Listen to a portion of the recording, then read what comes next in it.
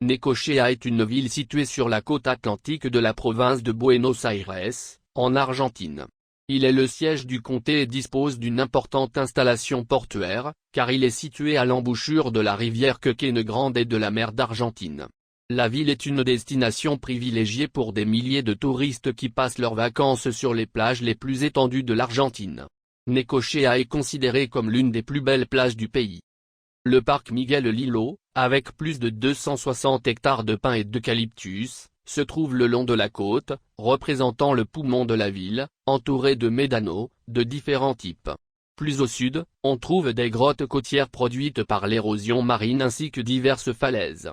De plus, la rivière Quequene sépare les villes de Necochea et Quequene, offrant plusieurs options pour profiter des différentes alternatives que la ville a à offrir à ses visiteurs et résidents, sports nautiques, tours de mangrove, 4 signes de multiplication 4 hors-route, etc.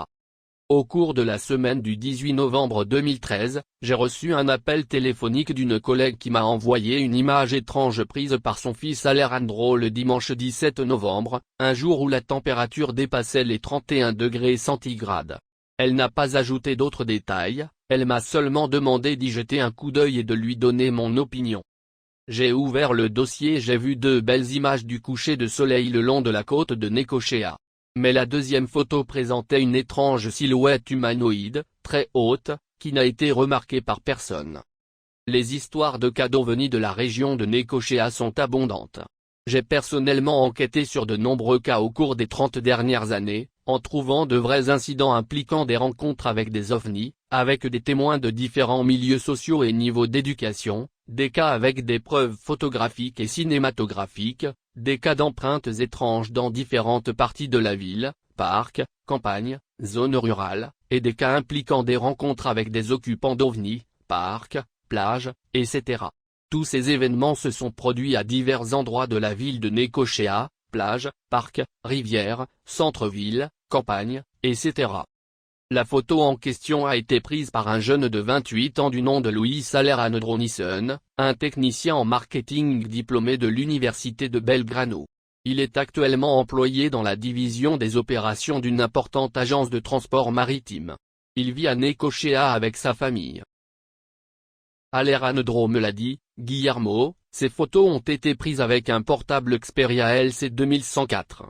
Laissez-moi vous dire que la première photo que j'ai prise était DSC0081.jpg, dimanche 17 novembre 2013, 7h44 et 50 secondes, une photo normale du coucher de soleil après une journée spectaculaire à la plage.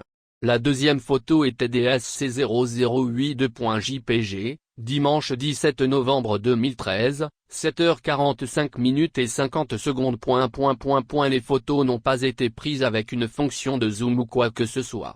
La résolution est de 5 mpx et le format d'image est de 16:2.9, large, à voir sur un téléviseur à LED. La taille du fichier dépend de la photo, et pour cette raison leur taille est de 1,44 mégaoctets plus ou, mais cela n'a rien à voir avec la résolution. Mes sincères salutations, Luis Alejandro Nisson. Il s'agit alors de la principale information résumée. Les images ont été soumises pour analyse à la Fundación Argentina de Ovnilogia, FAO, dirigée par mon ami et chercheur renommé Luis Burgos. Les premiers résultats montrent qu'il ne s'agit pas d'une fraude. On peut voir une forme humanoïde de grande taille, flottant apparemment au-dessus du sable et ne projetant pas d'ombre. Cette affaire, qui s'est produite le dimanche 17 novembre 2013 sur la côte de Necochea a un analogue argentin qui a été enquêté par Luis Burgos et son équipe, qu'il a appelé Los Sur de la Laguna, una fotografia unica en Argentina détaillant l'apparition sur une photographie d'une entité étrange qui n'a été vue par personne non plus. Selon son histoire, le 14 mars 2010, Ivandé a décidé de passer des vacances avec sa famille à Laguna del Monte.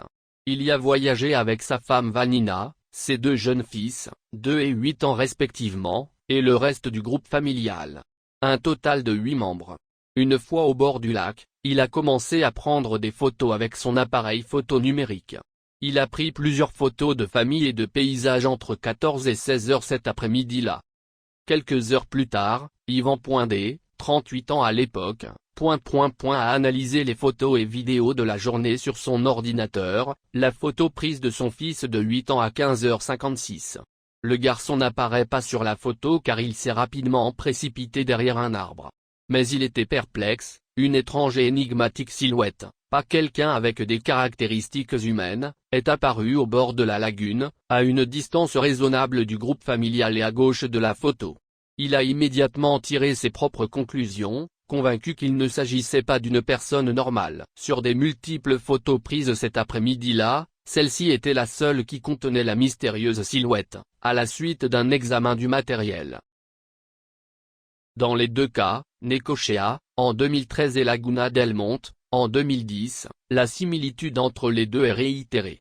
L'étrange silhouette humanoïde n'a été vue qu'une fois les images ont été déposées dans l'ordinateur. Dans les deux cas, ce sont anthropomorphes géants. Les analyses ont montré qu'il n'y avait pas de fraude et que les photographies sont réelles. Les affaires de Necochea et de la Laguna del Monte constituent, sans aucun doute, deux cas uniques et pertinents en République d'Argentine. Luis Alejandro Nisson est un jeune résident de Necochea qui travaille et mène un train de vie normal, son histoire est fiable, et je connais une partie de sa famille depuis de nombreuses années. Il ne fait aucun doute que l'humanoïde de la plage de Necocho, en Argentine suscitera de nombreuses discussions dans le domaine des ovnis, et nous poursuivrons nos investigations à ce sujet.